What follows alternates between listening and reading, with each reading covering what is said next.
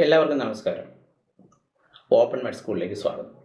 ഞാൻ doctor Andrews, professor of medicine and consultant neurologist. ഇന്നത്തെ നമ്മുടെ ചർച്ചാ വിഷയം മദ്യപാനം സുരക്ഷിതമാണോ? അങ്ങനെയെങ്കിൽ എന്താണ് സുരക്ഷിതമായ മദ്യപാനത്തിൻ്റെ അളവ്? മലയാളികളെ സംബന്ധിച്ചിടത്തോളം മദ്യപാനം ജന്മം മുതൽ മരണം വരെ എല്ലാ ആഘോഷങ്ങളുടെയും ഭാഗമാണ്.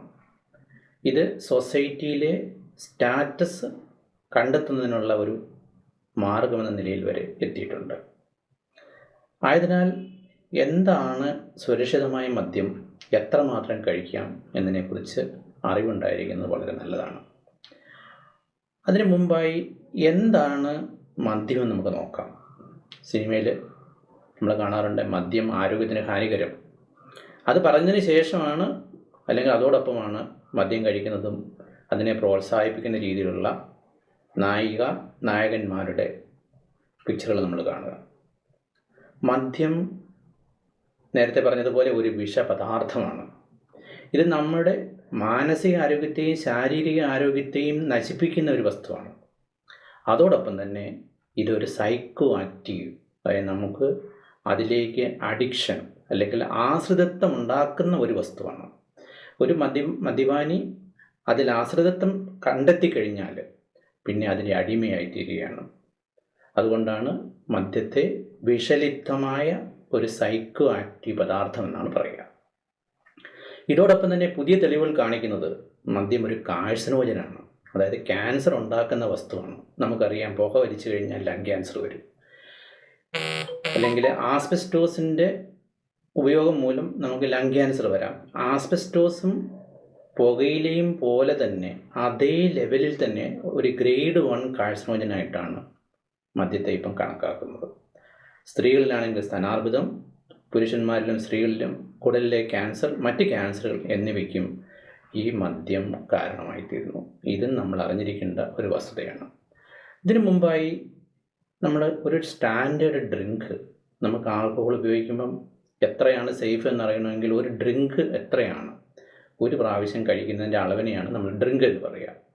മലയാളികളെ സംബന്ധിച്ചിടത്തോളം ഒരു യൂണിറ്റ് അല്ലെങ്കിൽ ഒരു ഡ്രിങ്ക് എന്ന് പറഞ്ഞു കഴിഞ്ഞാൽ 60 ml ആണ്. ഒരു പെഗ് മലയാളിയുടെ കണക്കിൽ അത് 60 ml ആണ്. പക്ഷേ സ്റ്റാൻഡേർഡ് പെഗ് എന്ന് പറയുന്നത് അപ്രോക്സിമേറ്റ്ലി അല്ലെങ്കിൽ ഉദ്ദേശം 30 ml ആണ്. അപ്പം ഞാൻ ഒരു പെഗ് കഴിച്ചു എന്ന് പറയുമ്പോൾ മലയാളി പറയുമ്പോൾ അത് 60 ml ആണ്. പക്ഷേ അത് ശരിക്കും 2 പെഗ്ഗാണ്. ഒരു യൂണിറ്റ് ആൽക്കഹോൾ എന്ന് ഉദ്ദേശിക്കുന്നത് സാധാരണ 10 ഗ്രാം അബ്സല്യൂട്ട് ആൽക്കഹോളാണ്. അപ്പം നമ്മൾ മദ്യം കഴിക്കുമ്പോൾ എത്ര ഗ്രാം ആൽക്കഹോൾ, 10 ഗ്രാം ആൽക്കഹോൾ വരുന്നതിനുള്ള എത്ര അളവാണോ അതാണ് ഒരു ഡ്രിങ്ക് അല്ലെങ്കിൽ ഒരു ഡ്രിങ്കിൻ്റെ യൂണിറ്റ് എന്ന് ഉദ്ദേശിക്കുന്നത്. ഇത് വൈനാണെങ്കിൽ ഏതാണ്ട് 100 ml, കാരണം അതിനകത്ത് 13% ആണ്. അപ്പം 100 ml വൈൻ കഴിച്ചാൽ അതിനകത്ത് 13 ഗ്രാം ആൽക്കഹോൾ ഉണ്ട്. അപ്പോൾ അത് ഒരു യൂണിറ്റിനേക്കാൾ കൂടുതലാണ്.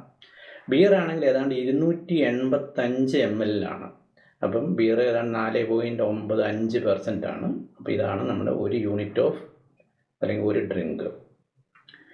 ഇപ്പം വിസ്കി മുതലായ ഹാർഡ് ഡ്രിങ്ക് വരുമ്പോൾ അത് 40% ആണ്. അതിൻ്റെ 30 ml. അപ്പം അപ്രോക്സിമേറ്റ്ലി 30 ml കഴിക്കുമ്പം 12 ഗ്രാം. അപ്പോൾ ഇതാണ് ഒരു യൂണിറ്റ്. അപ്പോൾ ആദ്യമായി അറിഞ്ഞിരിക്കേണ്ടത് ഒരു യൂണിറ്റ് അല്ലെങ്കിൽ ഒരു ഡ്രിങ്ക് എന്ന് ഉദ്ദേശിക്കുന്നത് 30 ml ആണ്, 10 ഗ്രാം ആൽക്കഹോൾ. ഇത് നമ്മൾ അമേരിക്കയിലൊക്കെ പറയും അലവബിൾ ഡ്രിങ്ക്. ഈ അലവബിൾ അല്ലെങ്കിൽ അനുവദനീയമായ ഡ്രിങ്ക് എന്ന് ഉദ്ദേശിക്കുന്നത് കഴിക്കണമെന്ന് നിർബന്ധിക്കപ്പെടുന്ന ലെവലല്ല. മാക്സിമം എത്ര വരെ കഴിച്ചാൽ അപകട സാധ്യതകൾ ഒരു പരിധി വരെ കുറവാക്കും എന്ന് മാത്രമേ ഉദ്ദേശിക്കുന്നുള്ളൂ. അതല്ലാതെ അലൗഡ് 12 ഡ്രിങ്കാണ്, അതുകൊണ്ട് 12 ഡ്രിങ്ക് ഞാൻ കഴിച്ചിരിക്കണമെന്നല്ല. അപ്പോൾ ഒരാഴ്ചയിൽ ഒരു സ്ത്രീയെ സംബന്ധിച്ചിടത്തോളം മാക്സിമം 8 യൂണിറ്റാണ്. ഒരു പുരുഷനെ സംബന്ധിച്ചിടത്തോളം മാക്സിമം 12 യൂണിറ്റ്. ഈ 12 യൂണിറ്റും ഒന്നിച്ച് കഴിക്കുന്നതും പല ദിവസങ്ങളിൽ കഴിക്കുന്നതും തമ്മിലുള്ള റിസ്കുകൾ വ്യത്യാസമുണ്ട്. മാക്സിമം 2 അല്ലെങ്കിൽ 3 ഡ്രിങ്കിൽ കൂടുതൽ ഒരു ദിവസം കഴിക്കാൻ പാടില്ല. ഉദ്ദേശിക്കുന്നത് ഇത് കഴിക്കുന്നത് സേഫാണെന്നല്ല, അത് വളരെ അധികം അപകടങ്ങൾ ഉണ്ടാക്കും ഈ ലെവലിൽ കൂടുതൽ. പറഞ്ഞിരിക്കേണ്ട രണ്ടാമത്തെ വസ്തുത, ഒരു ഡ്രിങ്ക് മാക്സിമം ഒരു ദിവസം കഴിക്കാവുന്ന 2 അല്ലെങ്കിൽ 3. സ്ത്രീകളെ സംബന്ധിച്ചിടത്തോളം ആണെങ്കിൽ ഒരു ഡ്രിങ്ക് മാത്രമേ അനുവദനീയമായിട്ടുള്ളൂ. അപ്പം ഒരാഴ്ചയിൽ 8 ഡ്രിങ്ക് വരെ സ്ത്രീകൾക്കും 12 ഡ്രിങ്ക് വരെ പുരുഷന്മാർക്കും കഴിച്ചാൽ അതുകൊണ്ടുണ്ടാകുന്ന അപകടങ്ങൾ താരതമ്യേന കുറവെന്ന് മാത്രമേ ഉള്ളൂ, അപകടം ഇല്ല എന്നല്ല. ഇത് ക്ലിയറായെന്ന് വിചാരിക്കുന്നു.